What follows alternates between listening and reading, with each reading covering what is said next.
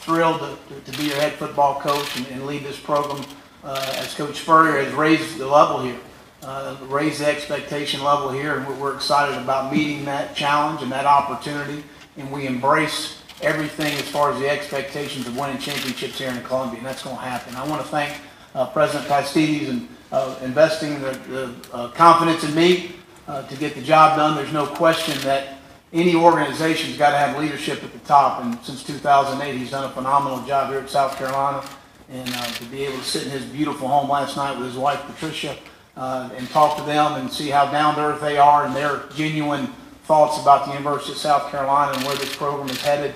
I'm looking forward to that partnership moving forward. I want to thank Coach Tanner. Obviously, you know, that it was a long process. I'll be honest, that was a long day. I can tell you that. Charles Waddell, I'm looking forward to working with you.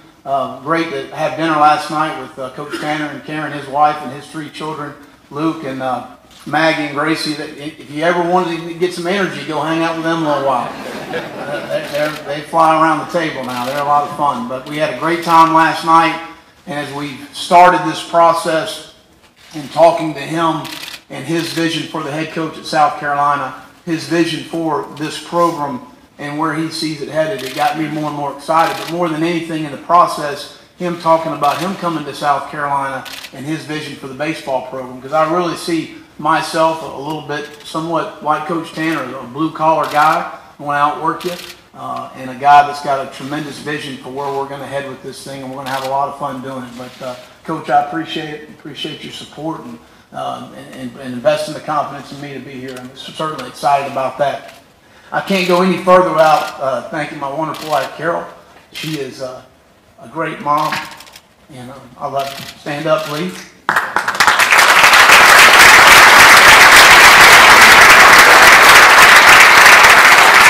Gamecock Nation, if you don't think I can recruit, look at her and look at me. I can sell ice to an Eskimo. So, you know, that's a strong point you better have as a ball coach, and she's been wonderful. My 2 boys, Jackson and Whit, I don't know where Jackson is right now. He's probably out working out somewhere. But Whit, 2 great kids that have, you know, as a coach's family, as a coach's wife, you sacrifice a lot for the coach's career. And they've done that, and I can't thank you guys enough for what you've done. You know, there's a great blend here.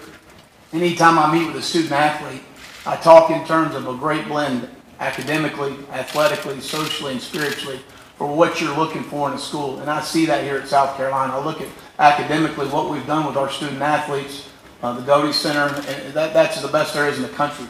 And the academic support we're going to have for the student athletes and provide for them, not just about academically, but about life. And that's really important in the maturation process for these young men to continue to further their lives and launch their careers when football's over. Because it's all going to end.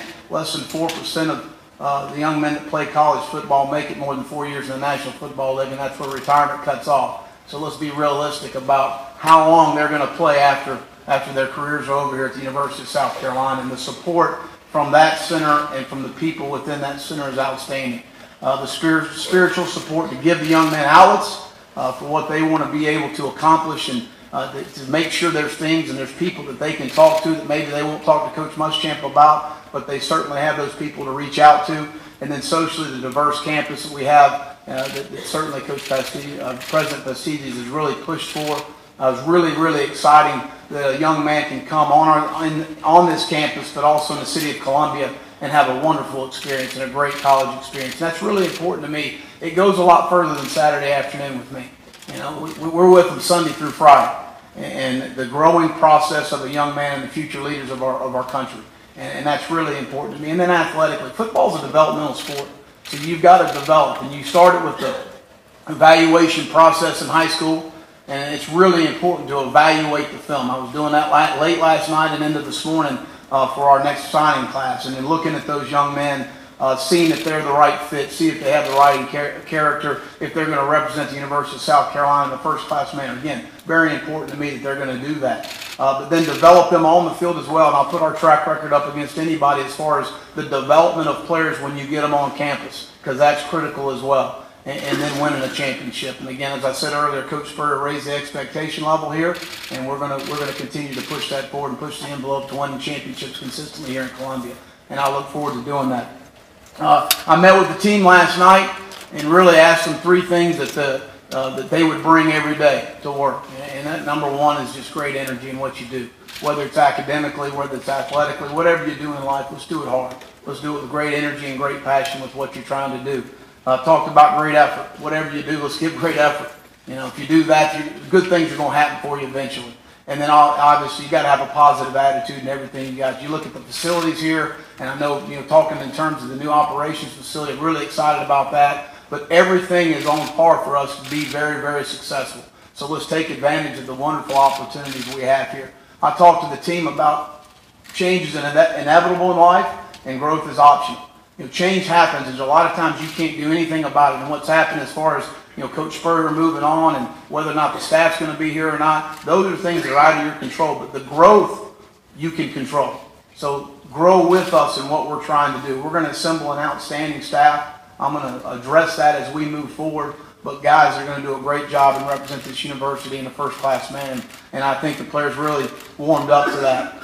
We want to be a blue-collar, overachieving outfit. That's what we want to be known for. If we recruit good enough players that buy into that work ethic, a lot of special things are going to happen for us. And I certainly think that the talent base within South Carolina, we need to win the state-back recruiting. That's the most important thing.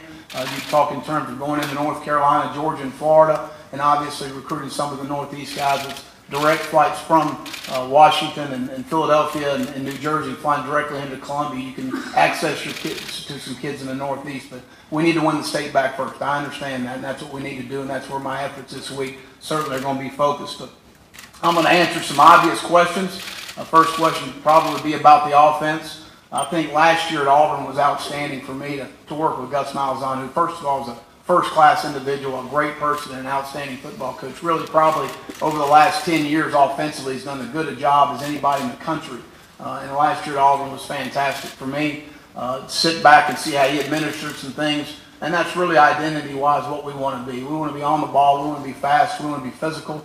We want to be able to be on the ball, spread the field, make them defend the 53 and 3rd yards wide and 120 yards deep on the field. And that's really what we want to be offensively, and I think our guys are really excited about that. Defensively, my hands will be on a lot of it, and I think everywhere we've been, the track record speaks for itself as far as the success we've had, but that also goes back to good players. Is what I'm going to do this week is get on the road recruiting. That's what we need to do. But I think we'll commingle based on front-wise and coverage-wise, based on what we have. I'm not going to ask a player to do something he can't do. If a guy can't cover a bucket of water, I ain't going to ask him to play man-to-man. So those are things, to me, as a coach, you evaluate, and you evaluate what your guys can do, and you fit your system to what your guys can do. And I think that's really important. We're going to be really aggressive on special teams. To be able to control the vertical field position in the game is really, really critical, and that's something that we understand that's 1/3 of the game. Obvious question about staffing. I kind of hit on that already. I want to hold off on getting ahead of myself as far as those things are concerned. Don't believe everything you read or what you write. So I think,